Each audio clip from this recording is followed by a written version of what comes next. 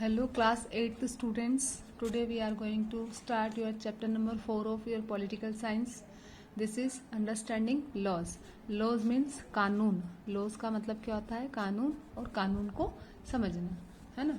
हम अब जो चैप्टर है हमारा वो क्या है? Understanding laws. Now we start our chapter. अब हम अपना चैप्टर स्टार्ट करने जा रहे हैं. This is the need. Need means ज़रूरत या आवश्यकता.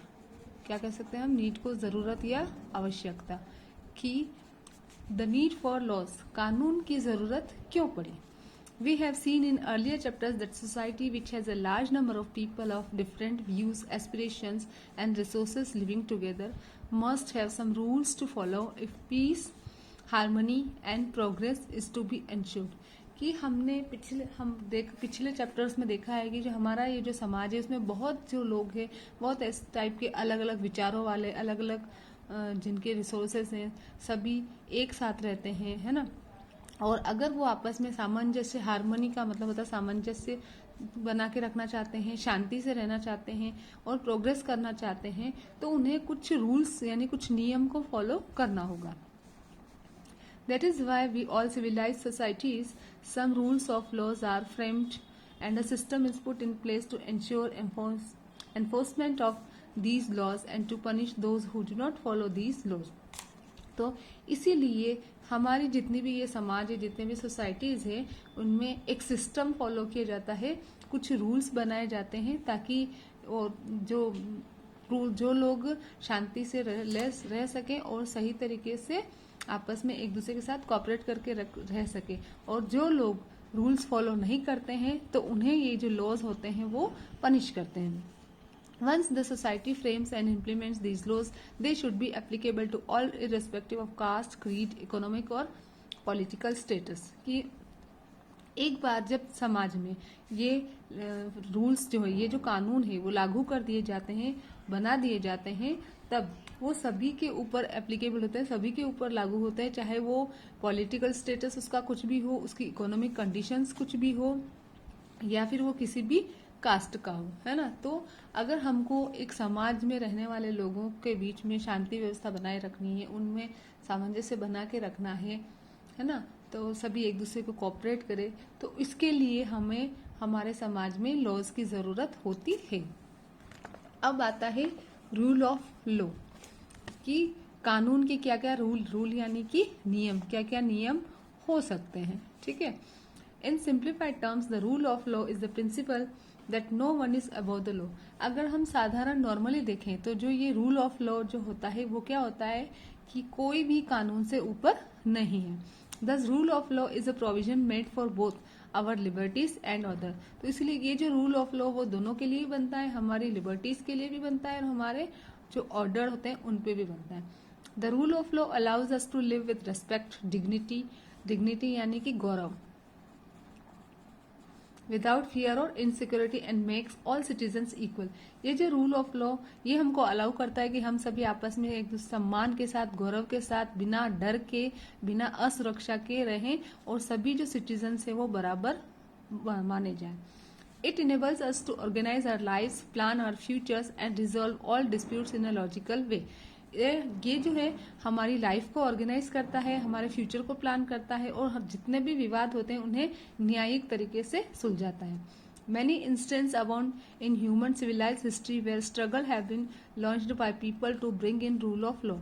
कि बहुत सारे इसके एग्जाम्पल्स है जिसमें कि जो हमारी जो मानव सभ्यता है इतिहास में, वहाँ पर जब ये रूल ऑफ लॉ सही तरीके से नहीं लाए गए, इनको लॉन्च किया गया ताकि स्ट्रगल खत्म हो सके.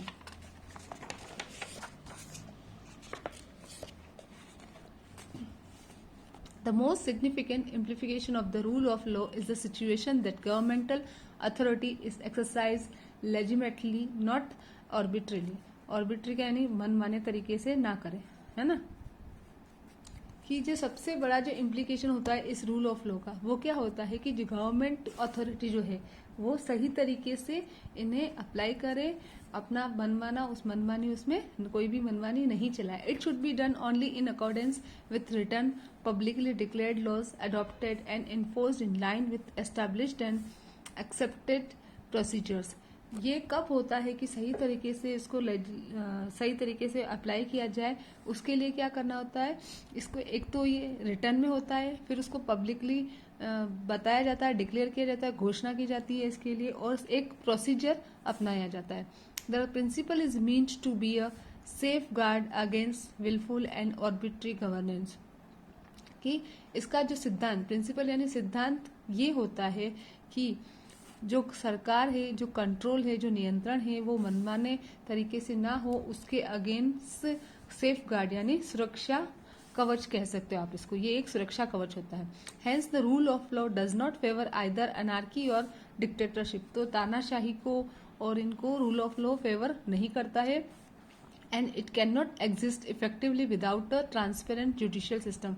और ये बिना ट्रांसपेरेंट का मतलब पारदर्शी जो न्याय व्यवस्था होती है, उसके बिना ये इफेक्टिवली अप्लाई नहीं हो सकता, एग्जिस्ट नहीं कर सकता है. अब हम देखेंगे हमारे इंडिया के according laws, their evolution in India. Evolution यानी कि मूल्यांकन. हमारे भारत में कानून का मूल्यांकन हम देख सकते हैं. In early phase of human civilisation laws were mostly arbitrary and largely unwritten. पहले क्या था, मनमाने तरीके से स्वैच्छिक होते थे, जो जैसा चाहे वैसा लॉ लगा देता था, और फिर वो लिखे हुए भी, रिटर्न में भी नहीं होते थे. Local community needs, religious beliefs and customs were the basis on which laws were framed and these differed for groups within the society.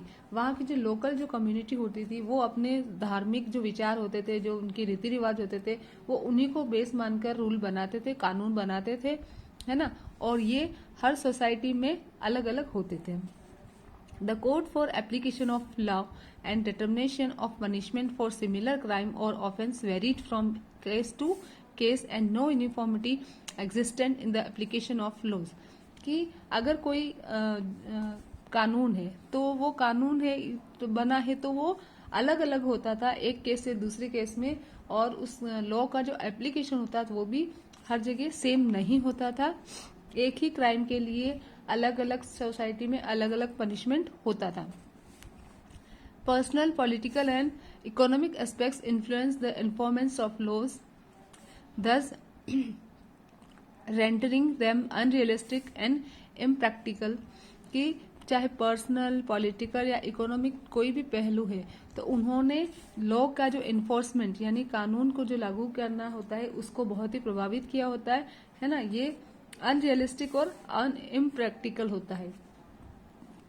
More over the Indian social order was rife with evil and corrupt practices of caste system, subjugation of women and economic inequality was as at its widest. पहले क्या था, जो Indian social order था उसमें बहुत सारी बुराइयां थी, कस्टम्स जो थे वो बहुत सारे ज्यादा थे, कास्ट सिस्टम में बहुत भ्रष्टाचार था, एक तरीके से देखा जाए तो अच्छी कंडीशन में नहीं थे. This prevented the fair education of laws. तो as in most cases the upper and influential classes were favoured. तो इसमें क्या होता था कि जो कानून का जो फेयर एजुकेशन यानी समर्पित होता था, जो अपर कास्ट होती थी, जो उनके जो केसेस होते थे, तो उनको ये कानून फेवर करते थे. लोअर कास्ट के लिए थोड़ा अच्छी कंडीशन में नहीं कह सकते आप इनको. Women rarely receive justice as society looked down upon women and thought them to be inferior to the man folk. जो औरतें होती थी उनके साथ में कभी भी न्याय उनको नहीं मिलता था. जो समाज था वो उनको बिल्कुल नीची नजर से देखता था, और उनको आदमियों के या मेल के मुकाबले में, मैन के मुकाबले में देखा जाए तो उनको बहुत ही ज्यादा बुराइयां, उनके ऊपर ज्यादा कानून औरतों के ऊपर थोप दिए जाते थे. Even the supposedly well administered Mughal regime saw rulers who dictated law as per their personal whims and fancies, and arbitrariness prevailed in the enforcement of laws. कि इवन जो मुगल का जो मुगलों के जो राजा थे, वो भी क्या थे, वो भी जो लॉ जो बनाते थे वो अपने पर्सनल चीजों को ध्यान में रखकर और अपने अकॉर्डिंग ऐसे बनाते थे जिनमें उनका फायदा हो, दूसरों का फायदा वो नहीं देखते थे. The British, during their 200 years long rule in India, framed laws which favored their own political and economic interest. फिर जब ब्रिटिश आए लगभग 200 सालों पहले तो उन्होंने जो लॉज बनाए, जो कानून बनाए, वो सिर्फ उन्हीं को फेवर करते थे, उन्हीं के पॉलिटिकल और इकोनॉमिक इंटरेस्ट जो थे वो सारे उसमें दिखते थे. They employed the principle of divide and rule to impose their supremacy over the Indian people. उन्होंने क्या किया, डिवाइड करो और रूल करो, ये वाली नीति अपनाकर उन्होंने लोगों के ऊपर अपनी सुप्रीमेसी, अपना पावर दिखा दिया. Laws like the sedition act, जैसे कानून बने थे जैसे सेडिशन एक्ट 1870 में एंड द रोलेट एक्ट 1990 में वर इनेक्टेड. ये रोलेट एक्ट के विरुद्ध में तो इसके अगेंस्ट तो जलियांवाला बाग मैसेकर हुआ था, ये आपको अगर ध्यान हो तो, है ना. Were enacted which enable them to arrest any person and hold him her without trial. ये रोलेट एक्ट में, और इसमें क्या था कि किसी भी पर्सन को आप अरेस्ट कर सकते हो और बिना कोई ट्रायल के आप उसको जेल में भेज सकते हो. Lord Dalhousie came up with the expressionist doctrine of lapse. फिर Lord Dalhousie doctrine of lapse की पॉलिसी लेकर आए थे which allowed the British to occupy and control all such territories that had no natural male heir to the ruler. इसमें doctrine of lapse में क्या था कि अगर उस राज्य में कोई भी मेल रूलर नहीं है तो उसको ब्रिटिश कंट्रोल के अंदर ले लिया जाए. Even such a basic necessity as salt was taxed. और जबकि जो बेसिक हमारी जो जरूरत होती है जैसे कि नमक, उस पर भी टैक्स लगा दिया गया था.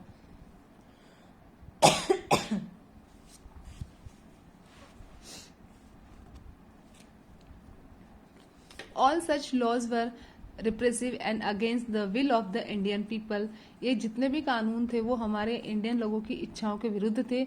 It were these repressive laws which led the Indian to revolt and struggle for independence so that they could have laws which were in their interest and no more tools of exploitation. Exploitation यानी कि अत्याचार, ठीक है, exploitation यानी कि अत्याचार in the hands of the British ruler for the benefit of the British empire.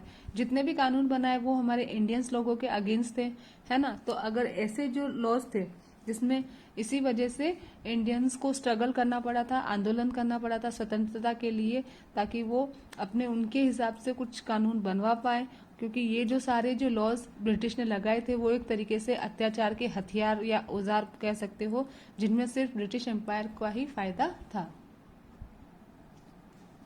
Gradually, many Indians began joining the legal profession, some of which rose to the ranks of judges and began to defend the legal rights of the Indian people.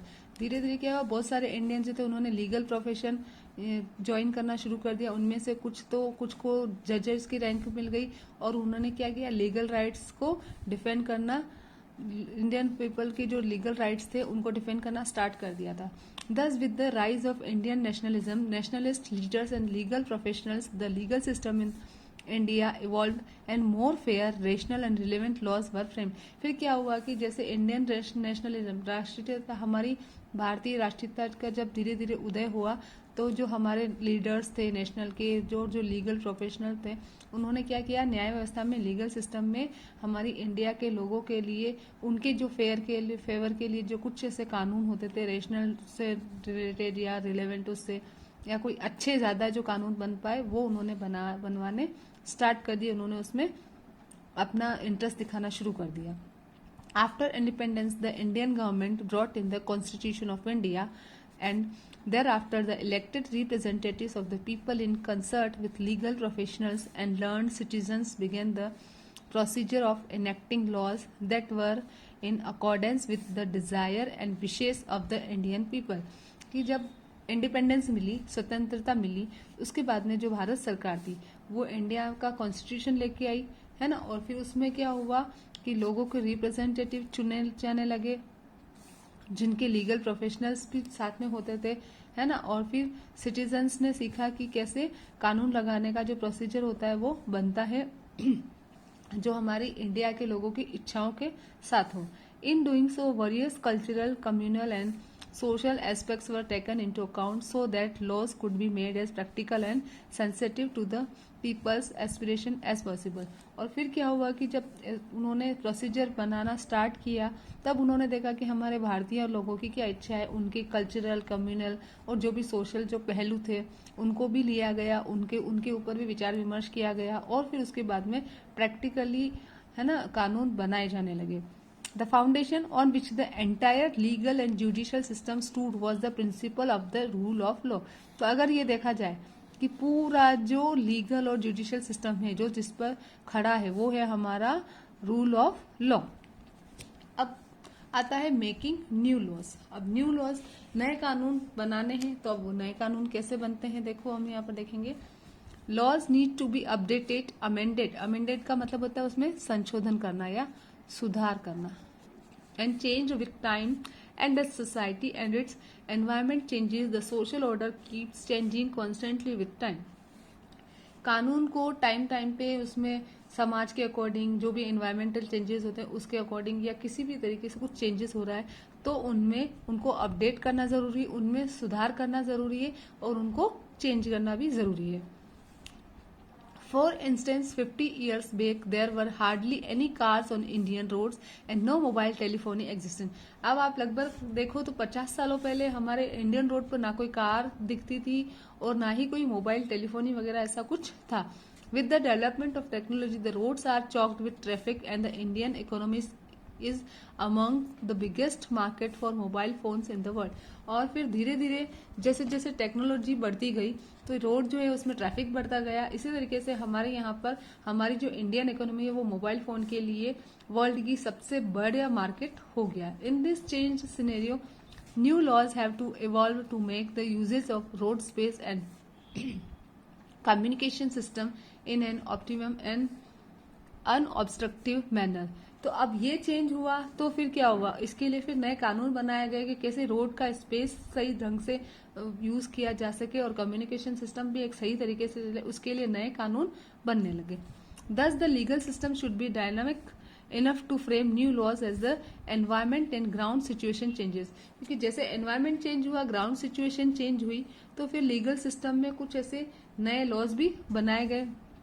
The Indian Parliament has been sensitive to the people's changing needs and aspirations and has enacted many new laws while amending existing ones to address the needs of the progressive Indian society. तो फिर क्या हुआ कि जैसे changes हुए तो हमारी जो इंडियन पार्लियामेंट है वो हमारे लोगों के में जो चेंजेस होती हैं उनकी ज़रूरतों में, उनके एस्पिरेशंस में, तो उसके अकॉर्डिंग उन्होंने क्या किया, नए लॉज बनाए, है ना, नए लॉ लागू किए। और फिर उन्होंने जो कुछ पुराने लॉज थे उनमें भी कुछ अमेंडिंग यानी कि कुछ सुधार किए ताकि वो हमारा जो ये इंडियन सोसाइटी है वो प्रोग्रेसिव यानी प्रोग्रेस की तरफ बढ़ सके। The elected representatives of the people in the parliament deliberate upon various aspects of the society and frame new laws और bring about amendment in existing law. जो चुने हुए जो रिप्रेजेंटेटिव होते हैं पार्लियामेंट में लोगों के, वो क्या करते हैं, समाज के अलग अलग पहलू के ऊपर देखते हुए नए लॉज बनाते हैं और नए लॉज लेकर आते हैं, और चाहे तो वो जो पहले से जो लॉ जो कानून बने हुए हैं उनमें कुछ सुधार भी करवाते हैं। These are passed by the parliament and brought into effect upon the orders of the president. फिर क्या होता है कि ये जो नए कानून या जो भी संशोधन सुधार वगैरह होता है पहले वो पार्लियामेंट में पास होते हैं, उसके बाद वो इफेक्ट में लाने के लिए, प्रभाव में लाने के लिए प्रेसिडेंट उसको ऑर्डर करता है। In many instances, attention of parliamentarians is drawn by the population through media। कि ऐसे देखा जाए बहुत सारे एग्जाम्पल्स है जो पार्लियामेंट के अटेंशन के निकालने के लिए कि जो पॉपुलेशन है वो through media, public agitation, social activist and any such groups and organization who muster support to seek amendments to existing law or to frame new laws। कि इस पॉपुलेशन को देखते हुए कि कैसे नए लॉ या तो उसमें कुछ सुधार करना है या फिर नए लॉज बनाने हैं, है ना। तो ऐसे बहुत सारे ग्रुप होते हैं, कोई पब्लिक एजुकेशन हो सकते हैं, सोशल एक्टिविस्ट हो, उनके थ्रू भी बहुत सारे सुधार होते हैं कि भाई किसी सोशल एक्टिविस्ट को लगता है कि इससे लोगों के अधिकारों का हनन हो रहा है, ऐसा कुछ भी हो रहा है, तो वो क्या करते हैं कि अपनी आवाज उठाते हैं और फिर उसके अकॉर्डिंग अगर सभी को ये लगता है कि हाँ जो वो बात कह रहे हैं वो सही है तो फिर अमेंडमेंट भी होता है या उसके अकॉर्डिंग कोई नए कानून भी बनाए जाते हैं। However, whatever may be the agents of drawing the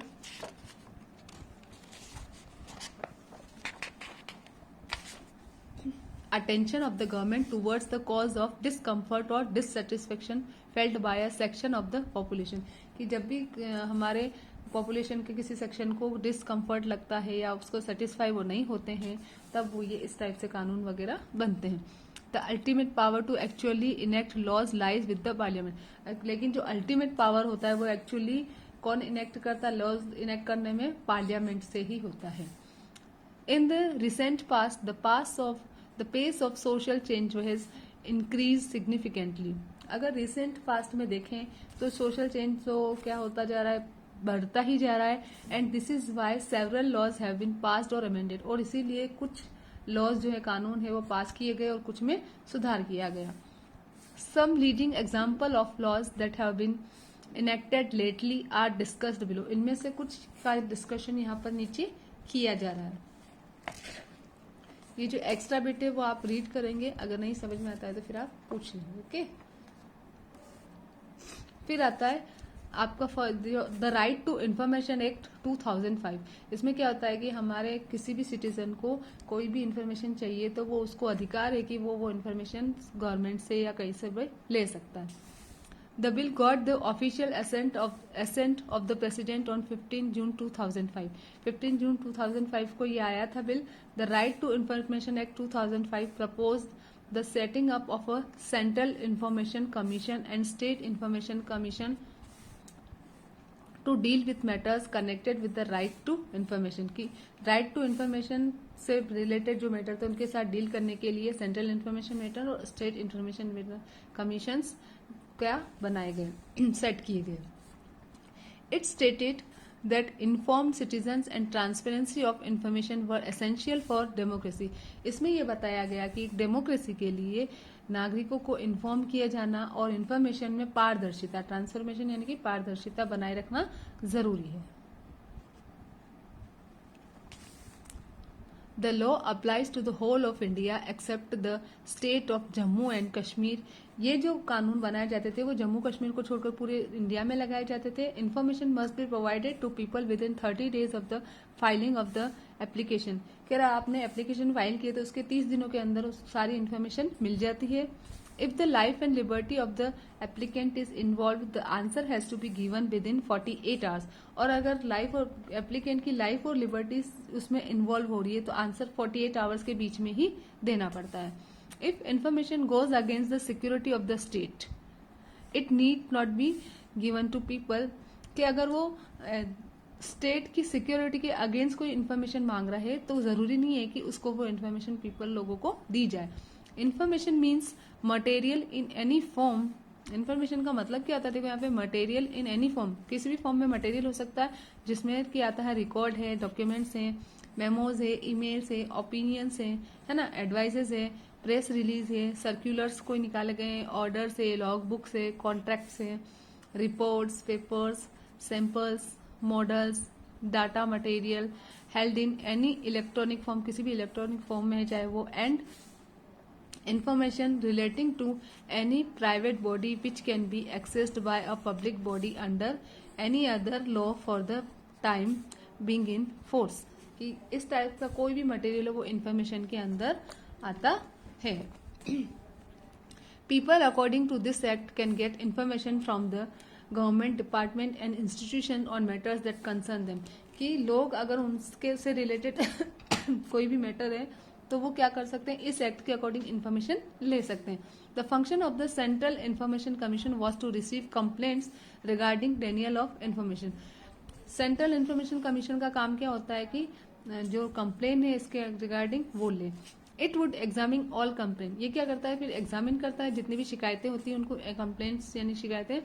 if the complaints were proper, अगर वो शिकायतें सही होती है, इट वुड मेक सजेशन, तो वो क्या करता है? सजेशन बनाता है टू द कंसर्न अथॉरिटी, जो भी अथॉरिटीज उससे रिलेटेड होती है उसके लिए, and ask them to reveal the required information. और उनको कहता है कि जो इन्फॉर्मेशन चाहिए वो आप दीजिए। अब इम्प्लीकेशन ऑफ दिस लॉ, अब ये लॉ कैसे लगाया गया? The law if it is hoped will bring about transparency in administration. ये जो लॉ लगाया गया तो क्या आशा करके लगाया गया कि इससे प्रशासन व्यवस्था में ट्रांसपेरेंसी रहेगी। इट विल एलिमिनेट करप्शन, ये करप्शन भ्रष्टाचार को कम करेगा, बाहर निकालेगा, and bring about greater efficiency, वो ज्यादा अच्छा साबित होगा। It will ensure public involvement and more democratic system of government, और ये इससे क्या इंश्योर हो जाएगा कि पब्लिक का इन्वॉल्वमेंट हो जाएगा इससे, और ज्यादा अच्छा डेमोक्रेटिक सिस्टम बनेगा। फिर आता है आपका protection of women against domestic violence. Domestic violence का मतलब होता है घरेलू हिंसा। घर में जो औरतों के साथ मारपीट होती है वो होता है घरेलू हिंसा, तो उससे प्रोटेक्शन यानी कि सुरक्षा। अगेंस्ट तो पता ही आपका, विरोध में, ठीक है, उसके विरुद्ध। This law was framed to discourage the men from abusing women in homes where traditionally the women were considered weak and inferior. This act sought to fulfill in part the requirement of the society to give equal rights to women. ये जो law था domestic violence act 2006, ये इसलिए दिया गया था ताकि women को भी मैन के बराबर इक्वल राइट्स मिले, और जो इंसान, जो मैन, जो आदमी जो औरत को बिल्कुल वीक और कमजोर मानता है और वो उससे बहुत ही बेडली तरीके से ट्रीट करता है, उसके अगेंस्ट ये लॉ बनाया गया था। 2006 में ये लॉ बनाया गया था। फिर आता है चाइल्ड लेबर एक्ट। 14 साल से 14 ईयर से कम एज के बच्चों से जो काम करवाया जाता है उसे हम चाइल्ड लेबर कहते हैं, और इसी के अगेंस्ट चाइल्ड लेबर एक्ट 2006 में आया था। This law was initially brought in to ensure that children are prevented from being employed in difficult and hazardous manual work at a tender age. People were compelled due to poverty to force their children into such employment rather than help them get education and grow up in a healthy environment.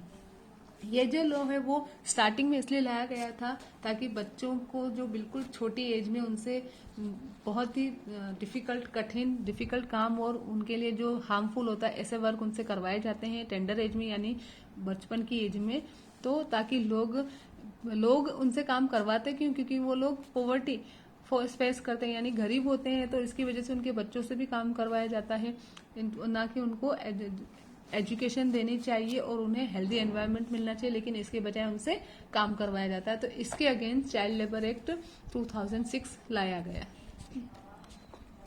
फिर आपका आता है controversial and unpopular laws. Controversial and unpopular laws ये क्या होता है, देखो, it is human nature to oppose and dislike restrictions as every person feels that rules and laws prevent and restrict freedom.